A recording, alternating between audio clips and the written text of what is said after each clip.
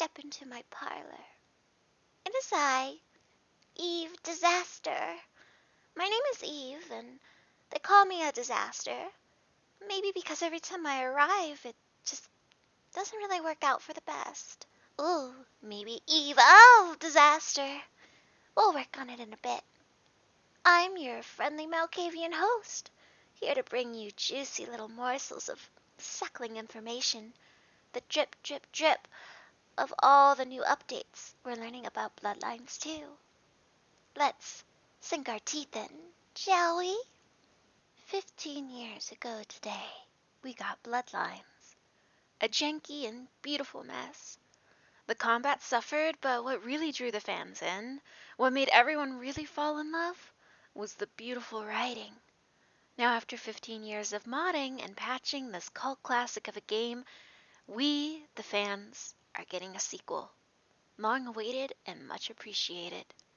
If you remember, or maybe you have stumbled across the hype and are curious what all the fuss is about, let me give you a quick recap.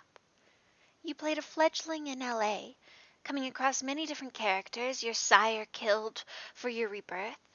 You are alone in the dark, cruel world of darkness. People will lie, manipulate, and use you to their ends. You're nothing but a pawn in the game. And of course, what matters isn't beating it, but whether or not you bought it. If you're new to Bloodlines and wish to get a taste, please look in my description. I will link you the latest patches by Wesp, who's a godsend. They've been working years since the game released, giving us updated bug fixes and content that was taken out of the game, but Wesp and his magic was able to bring it back to us. You can't play Bloodlines without getting your hands on these unofficial patches. I'll also link how to run the game at 1920 by 1080. So I hope any neonates who are watching decide to get bitten and experience the night. If you're not into playing an older game and just don't have the time, you can also check out my channel. I have a few Let's Plays of the game up, and sometimes I live stream when I'm playing. Now shall we sink our teeth into this new game, up in what we know about Bloodlines 2? I watched the Tender stream. I partook in puzzles on the dating site. So I'm sure if you're a die-hard fan, you already know all there is to know about Bloodlines 2. But if you're looking for some information, take a seat and relax. I'll give you links and information to what you hunger for, kindred. On the live stream, they talked a bit about how they had improved combat. If you remember the old game, combat was a mocking point. Combat isn't why the fans played Bloodlines, of course.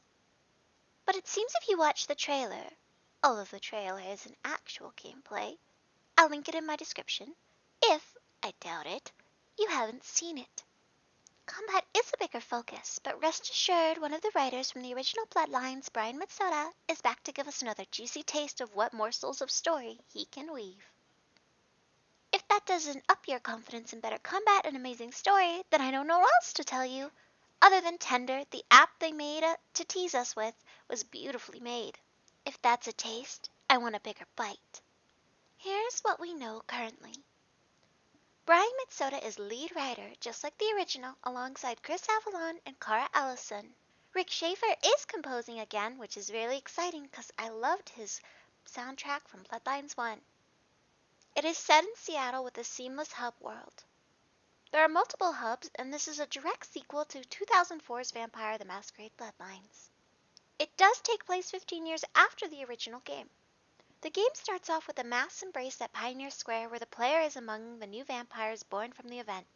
You're captured and brought upon a court of prominent vampires, like in the first game, to recount the events of the mass embrace, before being sentenced to death. Court is firebombed, we don't know by who, and you escape, thrust into Seattle to find out who's responsible. In the trailer, the curly-haired vampire with the blood bag is Dale Talley, who is a recluse and is one of the first characters you meet. He is responsible for easing the player character into the world of darkness. Player is a thin blood at first. Later on, you can choose a clan.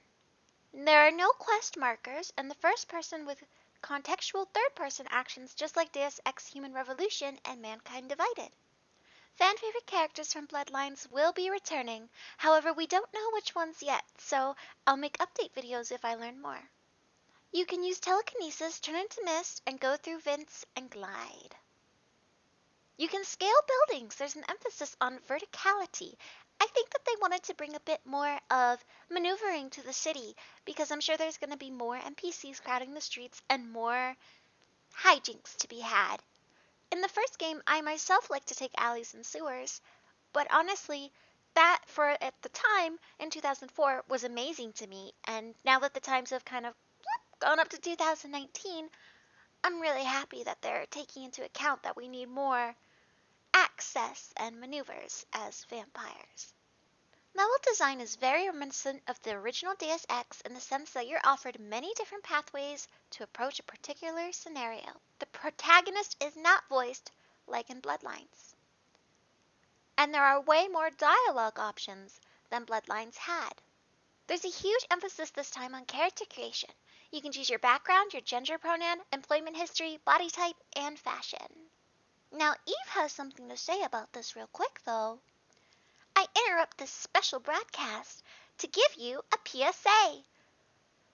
Just because a game is trying to be more inclusive, like adding gender pronouns, or trying to be more understanding and realistic with mental illness, as me myself am a Malkavian with a special brand of sauce, does not mean that the SJWs are taking over.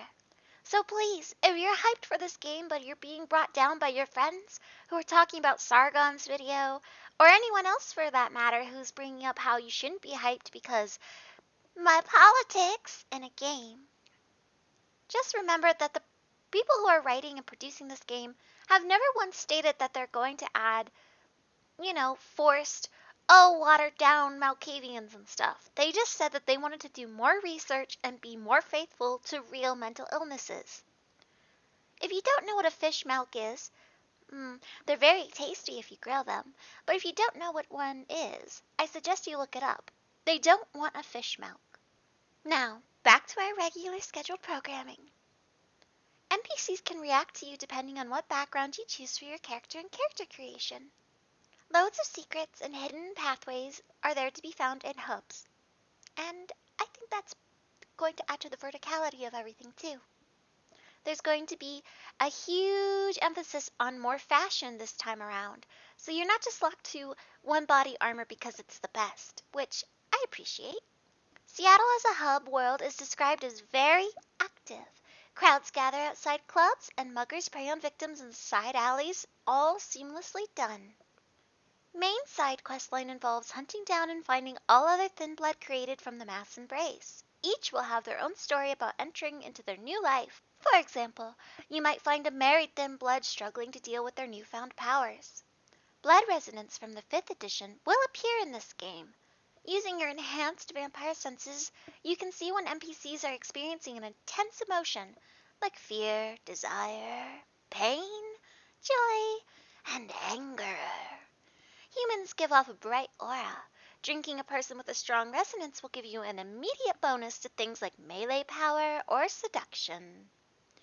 If you drink a particular resonance constantly, you will acquire a taste for it, and this will give you a permanent buff called a merit. If you continuously suck on people's blood in full view of public, they'll be more wary of going to those areas, and you'll see less citizens wandering the streets. I suppose this is supposed to mean that there is a punishment for drinking in one area far too much. I don't know about the public bits. Again, I feel like if someone was getting preyed upon in these special little alleys and such, then yeah, I could see them not hanging out there as much anymore. Emphasis on fluid combat. As I said earlier, combat is making a comeback with this game. Using vampiric speed to slide in and out of melee range and slash people and execute them with melee weapons. You can get a special cinematic finisher in combat when you execute people a la Deus Ex Human Revolution. Counters are in, guns exist and are treated as temporary opportunities. You pick them up, use it, then discard it and move on. So there won't be as much firearm combat, I presume, in this game. It'll be mostly focused on melee and your vampiric powers. It is not confirmed whether or not you can carry weapons like in the original. Pre-order skins for weapons point to being able to do so, though. The game will have modding support on day one, so all you modders out there who enjoy getting in there and twisting and molding, God, you guys sound like some Mises, basically improving upon things, will have a chance to. There will be a good handful of clans at launch, but it has been said that they will add more for free later on. If you go to the Steam store, you can see there are 3 editions. The first edition is called First Blood, in which you will get the official digital soundtrack, retro hunter outfit, Civil War saber weapon skin, and engraved pistol weapon skin. The second edition is called Unsanctioned. You get everything I mentioned above, plus an in-game art book, an in-game dev commentary featuring Brian Masoda, Smiling Jack outfit, Jeanette outfit, severed arm weapon skin, sarcophagus table, damsel's beret, Foreman family portrait, and a stop sign item. The last edition is available for $100, and it's called Season of the Werewolf. It includes all I've mentioned and Story Pack 1, Story Pack 2, and an expansion. All we know is that the 2 story packs will let you dive deeper into the underbelly of Seattle and other characters from the world of darkness, and that the expansion is where the vampire's greatest enemy enters Seattle. Who misses that werewolf section from Bloodlines? Not me. But I hope that this time when we meet a werewolf, it will be less running around for 5 minutes as a lift is slowly coming back to save us from certain death. In a tweet, it was also confirmed that there would be no day or night cycle. Like the first game, you'll be exploring Seattle after sundown.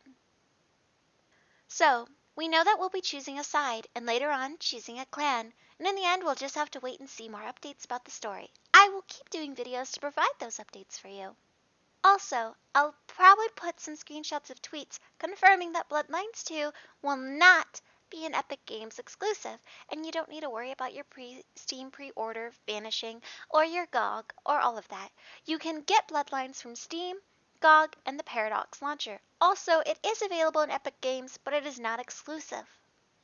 Well, we're at the end of our line now, fledgling. I've given you all the juicy lumps of my gray matter that I could mine. All the updates I've found, I will put in my description box, and so that you can also keep in touch with, all the people giving out little tweets and bits of info. I'm really excited for another adventure into the world of darkness. I've been Eve Disaster, and I've been here to walk you through what I've learned in this crazy world. Don't be afraid, Neonate. I'm here to help you and guide you.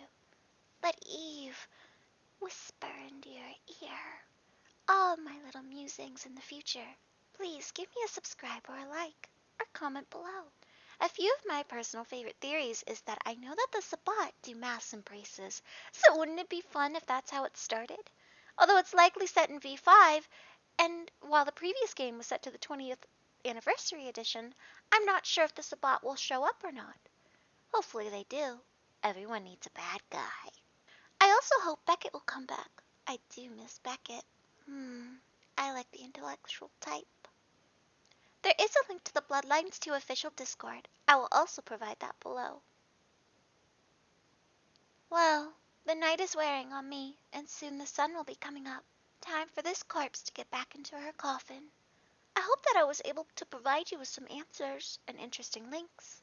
Sweet dreams, fellow kindred.